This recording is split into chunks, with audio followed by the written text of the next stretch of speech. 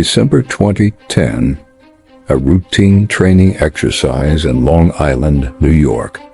A canine unit, a dog that could smell death, and then a discovery that would unearth a nightmare: human remains. Not just one, not just two, 10 bodies, dumped, dismembered, discarded like garbage along a beach. For 16 years, the killer walked free. He had a job, a home, a life, and no one knew what he really was. But in April 2026, he finally confessed. He admitted to the murders of 8 women. But was it 8? Or were there more? This is the story of the Gilgo Beach killer. Some mysteries refuse to disappear. Some questions never get answers. Some cases remain unsolved. This is the Unsolved. His name is Rex Heuermann. On the surface, he was unremarkable. A 59-year-old architect living in Massapequa Park, Long Island. He worked for a Manhattan consulting firm.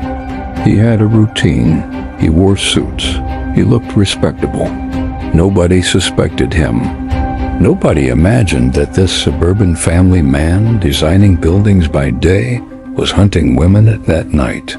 For more than 2 decades, from 1993 to 2010, Rex Heuermann hunted. He preyed, he killed, and he disposed of his victims with methodical precision. His victims were women, vulnerable women. Many of them were sex workers, women who were already marginalized by society, women who, he calculated, would be easier to erase. And for 16 years he succeeded, until one woman's call for help changed everything. May 1st, 2010, a 24-year-old woman named Shen Gilbert went missing from New Jersey. Her disappearance prompted a search.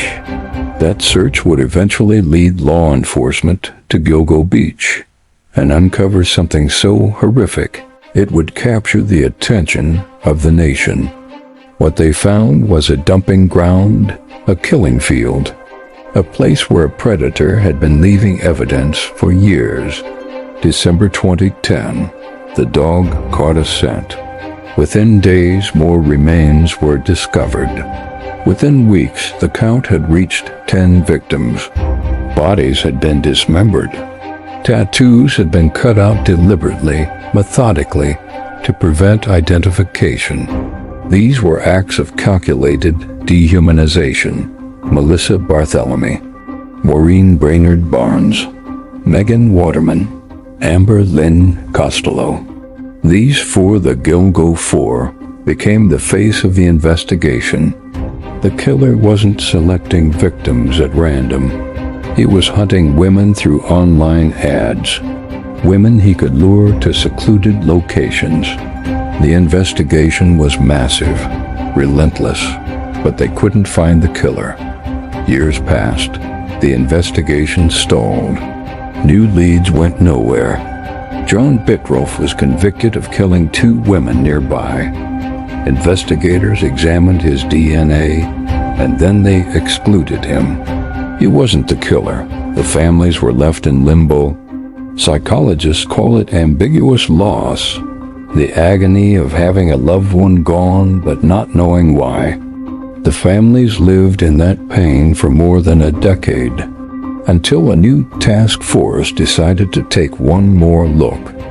2022. 16 years after the first bodies were discovered, the Suffolk County Police Department announced a new task force. Fresh commitment, new resources. This was a re-examination of every piece of evidence, using technology that didn't exist in 2010, including cutting-edge genealogical DNA databases. Investigators went through cell phone records, cross-referenced cell tower data, and built timelines using new DNA technology to analyze microscopic evidence. And they identified someone, Rex Heuermann, the architect, the family man who had been designing buildings in Manhattan for years.